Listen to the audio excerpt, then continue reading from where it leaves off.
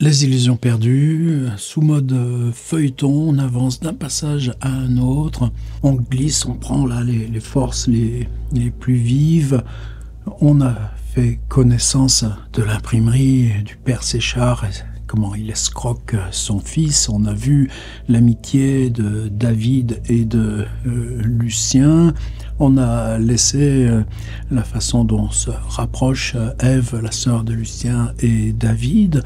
On a vu et dressé, là, comme en peinture, la ville d'Angoulême avec son vieux centre-ville sur sa hauteur et puis le faubourg de L'Houmeau en bas. Et on a fait connaissance de Madame Bargeton. On a laissé le personnage du Châtelet, ce baron Sixte du Châtelet, qui va avoir un rôle énorme, qui est pour se faire valoir dans le salon Bargeton, qu'il épousera Madame de Bargeton quand elle sera veuve. Il introduit le prodige, le poète inconnu, gloire future de sa ville. Et Madame de Bargeton, pour imposer Lucien à la ville, organise une lecture. Dans cette lecture, on va avoir un tableau proustien.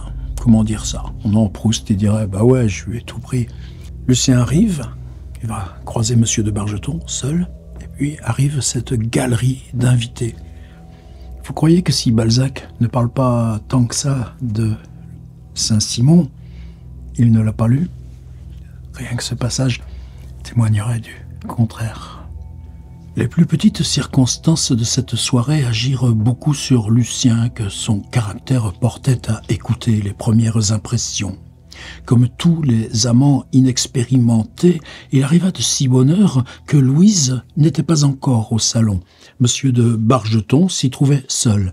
Les plus petites circonstances de cette soirée agirent beaucoup sur Lucien, que son caractère portait à écouter les premières impressions. Comme tous les amants inexpérimentés, il arriva de si bonne heure que Louise n'était pas encore au salon. Monsieur de Bargeton s'y trouvait seul. Lucien avait déjà commencé son apprentissage des petites lâchetés par lesquelles l'amant d'une femme mariée achète son bonheur et qui donnent aux femmes la mesure de ce qu'elles peuvent exiger. Mais il ne s'était pas encore trouvé face à face avec Monsieur de Bargeton. Ce gentilhomme était un de ces petits esprits doucement établis entre l'inoffensive nullité qui comprend encore et la fière stupidité qui ne veut ni rien accepter ni rien rendre. Pénétré de ses devoirs envers le monde et s'efforçant de lui être agréable, il avait adopté le sourire du danseur pour unique langage. Content ou mécontent, il souriait. Il souriait à une nouvelle désastreuse aussi bien qu'à l'annonce d'un heureux événement. Ce sourire répondait à tout par les expressions que lui donnait Monsieur de Bargeton. S'il fallait absolument une approbation directe, il renforçait son sourire par un rire complaisant, en ne lâchant une parole qu'à la dernière extrémité. Un tête-à-tête lui faisait éprouver le seul embarras qui compliquait sa vie végétative. Il était alors obligé de chercher quelque chose dans l'immensité de son vide intérieur. La plupart du temps, il se tirait de peine en reprenant les naïves coutumes de son enfance. Il pensait tout haut. Il vous initiait aux moindres détails de sa vie. Il vous exprimait ses besoins, ses petites sensations qui, pour lui, ressemblaient à des idées. Il ne parlait ni de la pluie ni du beau temps. Il ne donnait pas dans les lieux communs de la conversation par où se sauvent les imbéciles. Il s'adressait aux plus intimes intérêts de la vie. Par complaisance pour Madame de Bargeton, j'ai mangé ce matin du veau, qu'elle aime beaucoup. Mon estomac me fait bien souffrir, disait-il. Je sais cela, j'y suis toujours pris. Expliquez-moi cela. Ou bien, je vais sonner pour demander un verre d'eau sucrée. En voulez-vous un par la même occasion? Ou bien, je monterai demain à cheval et j'irai voir mon beau-père. Ces petites phrases, qui ne supportaient pas la discussion, arrachaient un non ou un oui à l'interlocuteur, et la conversation tombait à plat. Monsieur de Bargeton implorait alors l'assistance de son visiteur en mettant à l'ouest son nez de vieux carlin poussif. Il vous regardait de ses gros yeux vairons d'une façon qui signifiait « Vous dites ?» Les ennuyeux empressés de parler d'eux-mêmes, il les chérissait.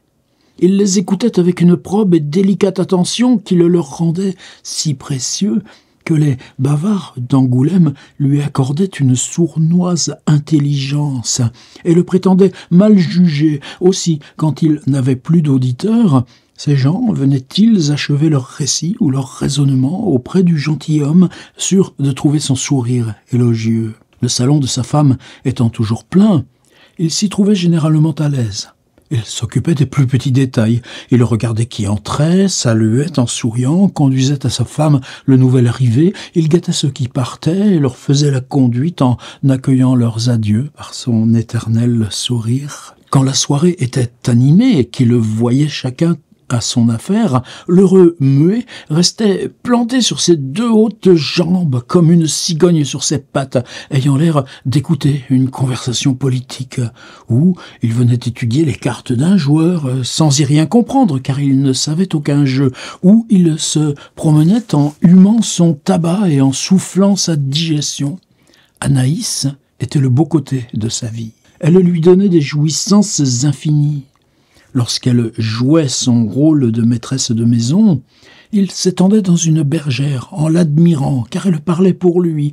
Puis il s'était fait un plaisir de chercher l'esprit de ses phrases, et comme souvent il ne les comprenait que longtemps après qu'elles étaient dites, il se permettait des sourires qui partaient comme des boulets enterrés qui se réveillent. Son respect pour elle allait d'ailleurs jusqu'à l'adoration. Une adoration quelconque ne suffit-elle pas au bonheur de la vie ? En personne spirituelle et généreuse, Anaïs n'avait pas abusé de ses avantages en reconnaissant chez son mari la nature facile d'un enfant qui ne demandait pas mieux que d'être gouverné. Elle avait pris soin de lui comme on prend soin d'un manteau. Elle le tenait propre, le brossait, le serrait, le ménageait. Et se sentant ménagé, brossé, soigné, Monsieur de Bargeton avait contracté pour sa femme une affection canine. Il est si facile de donner un bonheur qui ne coûte rien. Madame de Bargeton, ne connaissant à son mari aucun autre plaisir que celui de la bonne chère, lui faisait faire d'excellents dîners. Elle avait pitié de lui. Jamais elle ne s'en était plainte, et quelques personnes ne comprenant pas le silence de sa fierté prêtaient à M. de Bargeton des vertus cachées. Elle l'avait d'ailleurs discipliné militairement, et l'obéissance de cet homme aux volontés de sa femme était passive. Elle lui disait « Faites une visite à monsieur ou madame une telle ». Il y allait comme un soldat à sa faction. Aussi, devant elle, se tenait-il au port d'armes et immobile. Il était en ce moment question de nommer ce muet député. Lucien ne pratiquait pas depuis assez longtemps la maison pour avoir soulevé le voile sous lequel se cachait ce caractère inimaginable. Monsieur de Bargeton, enseveli dans sa bergère, paraissait tout voir, tout comprendre, se faisant une dignité de son silence et lui semblait prodigieusement imposant. Au lieu de le prendre pour une borne de granit, Lucien fit de ce gentilhomme un sphinx redoutable par suite du penchant qui porte les hommes d'imagination à tout grandir ou à prêter une âme à toutes les formes. Il crut nécessaire de le flatter. « J'arrive le premier, dit-il, en le saluant avec un peu plus de respect que l'on en accordait à ce bonhomme. « C'est assez naturel, répondit M. de Bargeton. Lucien prit ce mot pour l'épigramme d'un mari jaloux. Il devint rouge, se regarda dans la glace en cherchant une contenance. « Vous habitez L'Houmeau, dit M. de Bargeton. Les personnes qui demeurent loin arrivent toujours plus tôt que celles qui demeurent près. À quoi cela tient-il » dit Lucien en prenant un air agréable. « Je ne sais pas, » répondit M. de Bargeton, qui rentra dans son immobilité. « Vous n'avez pas voulu le chercher, » reprit Lucien. « Un homme capable de faire l'observation peut trouver la cause. » « Ah, fit M. de Bargeton, les causes finales, hé hé !» Lucien se creusa la cervelle pour ranimer la conversation qui tomba là. « Madame de Bargeton s'habille, sans doute, dit-il en frémissant de la niaiserie de cette demande. Oui, elle s'habille, répondit naturellement le mari. Lucien leva les yeux pour regarder les 2 solives saillantes, peintes en gris, et dont les entre-deux étaient plafonnés sans trouver une phrase de rentrée. Mais il ne vit pas alors, sans terreur, le petit lustre à vieille pendeloque de cristal dépouillé de sa gaze et garni de bougies. Les housses du meuble avaient été ôtées, et le lampasse rouge montrait ses fleurs fanées. Ces apprêts annonçaient une réunion extraordinaire. Le poète conçut des doutes sur la convenance de son costume, car il était en bottes. Il alla regarder, avec la stupeur de la crainte, un vase du Japon qui ornait une console à guirlandes du temps de Louis XV. Puis il eut peur de déplaire à ce mari en ne le courtisant pas, et il résolut de chercher si le bonhomme avait un dada que l'on pût caresser. « Vous quittez rarement la ville, monsieur ?» dit-il à monsieur de Bargeton, vers lequel il revint. « Rarement. » Le silence recommença. Monsieur de Bargeton épia comme une chatte soupçonneuse les moindres mouvements de Lucien qui troublaient son repos. Chacun d'eux avait peur de l'autre. « Aurait-il conçu des soupçons sur mes assiduités ?» pensa Lucien, car il paraît m'être bien hostile. En ce moment, heureusement pour Lucien, fort embarrassé de soutenir les regards inquiets avec lesquels monsieur de Bargeton l'examinait allant et venant, le vieux domestique qui avait mis une livrée annonça du Châtelet. Le baron entra fort aisément, salua son ami Bargeton, fit à Lucien une petite inclination de tête qui était alors à la mode, mais que le poète trouva financièrement impertinente. Alors, là, par exemple, il y a ces petites choses qui, chez Balzac, sont surprenantes pour des textes qui ont été réimprimés des tas de fois de son vivant, jusque dans de 1837 à 1840, puis corrigé dans la Furne. Il va dire « En ce moment, Madame de Bargeton se montra. » Entrée de Madame Bargeton, et paragraphe suivant, en ce moment, les personnes invitées commencèrent à venir. Alors on va entrer nous aussi dans en ce moment. Donc, ce triangle, Lucien, le vieux mari, le baron du Châtelet, et puis, arrivée de Madame de Bargeton, et là, le cortège des invités du soir. Et c'est là ce que je voulais qu'on partage.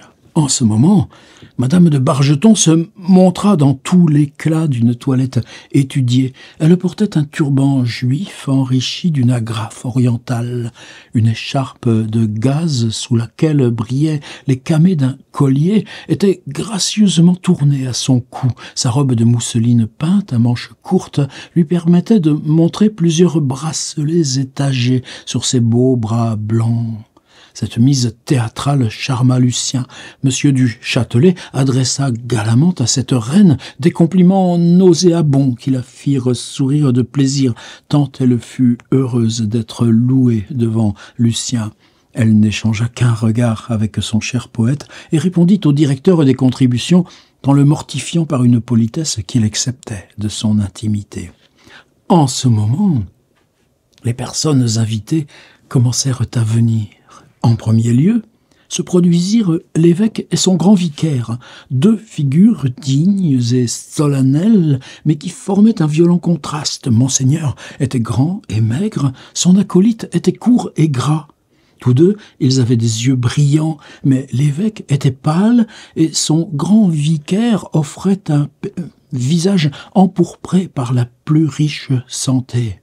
Chez l'un et l'autre, les gestes et les mouvements étaient rares. Tous deux paraissaient prudents. Leur réserve et leur silence intimidaient. Ils passaient pour avoir beaucoup d'esprit. Les deux prêtres furent suivis par Madame de Chandour et son mari, personnages extraordinaires que les gens auxquels la province est inconnue seraient tentés de croire une fantaisie.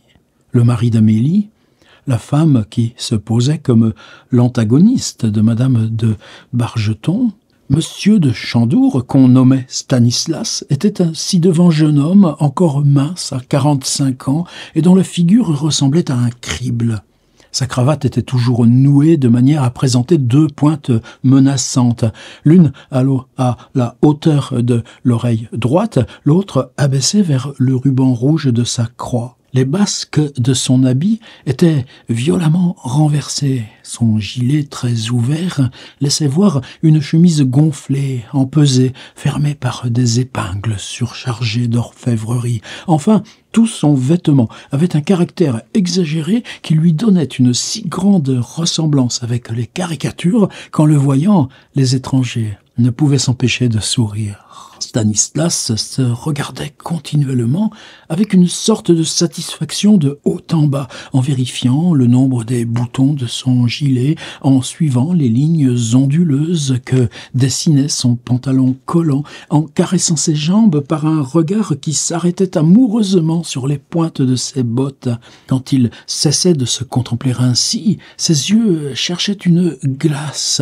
Il examinait si ses cheveux tenaient la frisure. Il interrogeait les femmes d'un œil heureux en mettant un de ses doigts dans la poche de son gilet, se penchant en arrière et se posant de trois quarts, agacerie de coq qui lui réussissait dans la société aristocratique de laquelle il était le beau. La plupart du temps, ses discours comportaient des gravelures comme il s'en disait au XVIIIe siècle. Ce détestable genre de conversation lui procurait quelques succès auprès des femmes. Il les faisait rire. Monsieur du Châtelet commençait à lui donner des inquiétudes. En effet, intrigué par le dédain du fat des contributions indirectes, stimulé par son affectation à prétendre qu'il était impossible de le faire sortir de son marasme, et piqué par son ton de sultan blasé, les femmes le recherchaient encore plus vivement qu'à son arrivée, depuis que Madame de Bargeton s'était éprise du Byron d'Angoulême. Amélie était une petite femme, maladroitement comédienne, grasse, blanche, à cheveux noirs, outrant tout, parlant haut, faisant la roue avec sa tête chargée de plumes en été, de fleurs en hiver, belle parleuse, mais ne pouvant achever sa période sans lui donner pour accompagnement les sifflements d'un asthme inavoué. Monsieur de Saintot, nommé Astolphe, le président de la Société d'agriculture, haut en couleur, grand et gros, apparut remorqué par sa femme, espèce de figure assez semblable à une fougère desséchée qu'on appelait Lily, abréviation d'Elisa. Ce nom, qui supposait dans la personne quelque chose d'enfantin, jurait avec le caractère et les manières de Madame de Saintot, femme solennelle, extrêmement pieuse, joueuse difficile et tracassière. Astolphe passait pour être un savant du premier ordre, ignorant comme une carpe.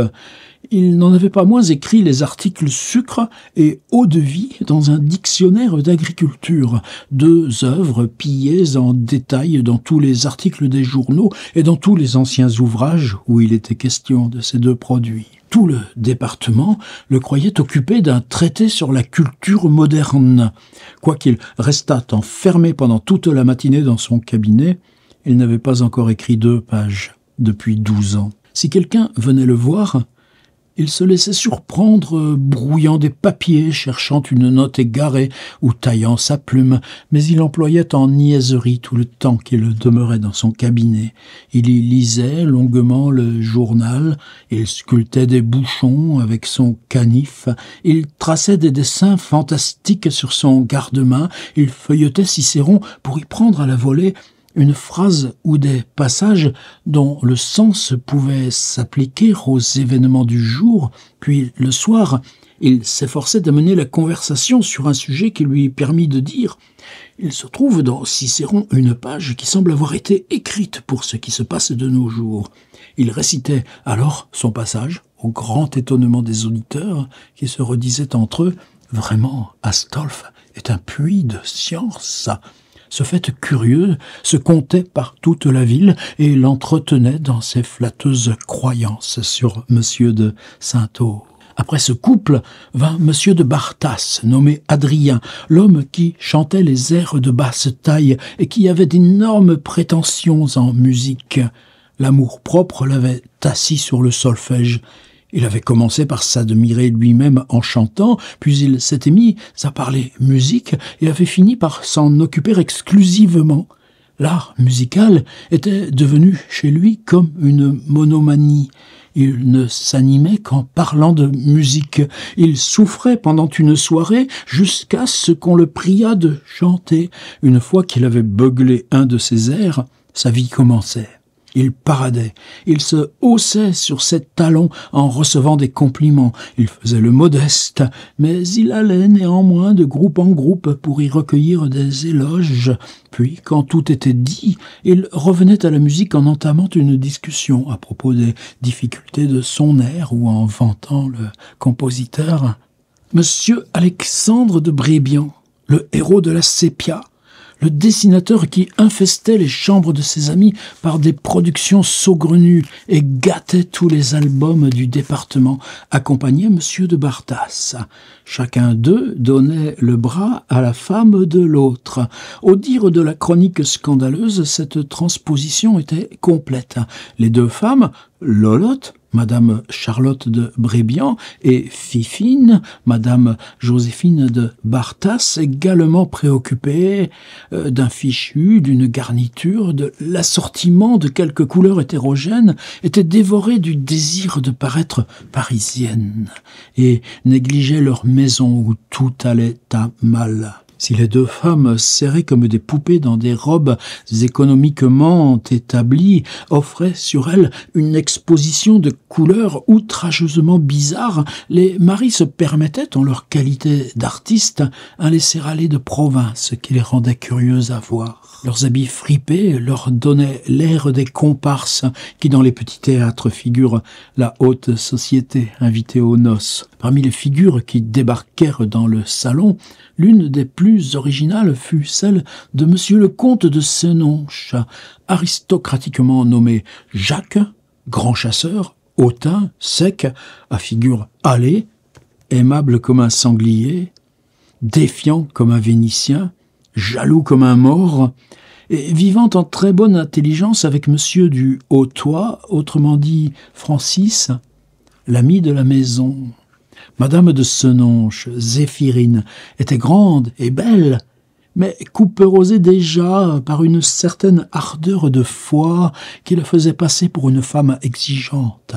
Sa taille fine, ses délicates proportions lui permettaient d'avoir des manières langoureuses qui sentaient l'affectation, mais qui peignaient la passion et les caprices toujours satisfaits d'une personne aimée. Francis était un homme assez distingué qui avait quitté le consulat de Valence et ses espérances dans la diplomatie pour venir vivre à Angoulême auprès de Zéphirine, dite aussi Zizine. L'ancien consul prenait soin du ménage, faisait l'éducation des enfants, leur apprenait les langues étrangères et dirigeait la fortune de monsieur et de madame de Senonches avec un entier dévouement. L'Angoulême noble, l'Angoulême administratif, l'Angoulême bourgeois avait longtemps glosé sur la parfaite unité de ce ménage en 3 personnes, mais à la longue, ce mystère de trinité conjugale parut si rare et si joli que Monsieur du Hautoy eût semblé prodigieusement immoral s'il avait fait mine de se marier. Quand Jacques chassait aux environs, chacun lui demandait des nouvelles de Francis et il racontait les petites indispositions de son intendant volontaire en lui donnant le pas sur sa femme. Cet aveuglement paraissait si curieux chez un homme jaloux que ses meilleurs amis s'amusaient à le faire poser et l'annonçaient à ceux qui ne connaissaient pas le mystère afin de les amuser. Monsieur du Hautoy était un précieux dandy dont les petits soins personnels avaient tourné à la mignardise et à l'enfantillage. Il s'occupait de sa toux, de son sommeil, de sa digestion, de son manger. Zéphirine avait amené son factotum à faire l'homme de petite santé. Elle le ouatait, l'embéguinait, le médicinait, elle l'empâtait de mets choisis comme un bichon de marquise. Elle lui ordonnait ou lui défendait tel aliment. Elle lui brodait des gilets, des bouts de cravate, des mouchoirs. Elle avait fini par l'habituer à porter de si jolies choses qu'elle le métamorphosait en une sorte d'idole japonaise. Leur entente était d'ailleurs sans mécompte. Zizine regardait à tout propos Francis, et Francis semblait prendre ses idées dans les yeux de Zizine. Il blâmait, Ils souriaient ensemble et semblaient se consulter pour dire le plus simple bonjour. Le plus riche propriétaire des environs, l'homme envié de tous, monsieur le marquis de Pimentel et sa femme, qui réunissaient à eux de 40 000 livres de rente et passaient l'hiver à Paris, vinrent de la campagne en calèche avec leurs voisins, monsieur le baron et madame la baronne de Rastignac, accompagnés de la tante de la baronne et de leur fille, deux charmantes jeunes personnes, bien élevées, pauvres, mais mises avec cette simplicité qui fait tant valoir les beautés naturelles. Ces personnes, qui certes étaient l'élite de la compagnie, furent reçues par un froid silence et par un respect plein de jalousie, surtout quand chacun vit la distinction de l'accueil que leur fit madame de Bargeton. Ces deux familles appartenaient à ce petit nombre de gens qui, dans les provinces, se tiennent au-dessus des commérages et ne se mêlent à aucune société, vivent dans une retraite silencieuse et gardent une imposante dignité. Monsieur de Pimentel et monsieur de Rastignac étaient appelés par leur titre. Aucune familiarité ne mêlait leurs femmes ni leurs filles à la haute coterie d'Angoulême. Ils approchaient trop la noblesse de cour pour se commettre avec les niaiseries de la province.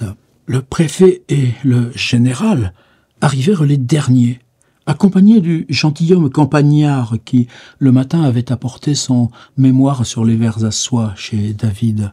C'était sans doute quelque maire de canton recommandable par de belles propriétés, mais sa tournure et sa mise trahissaient une désuétude complète de la société. Il était gêné dans ses habits. Il ne savait où mettre ses mains.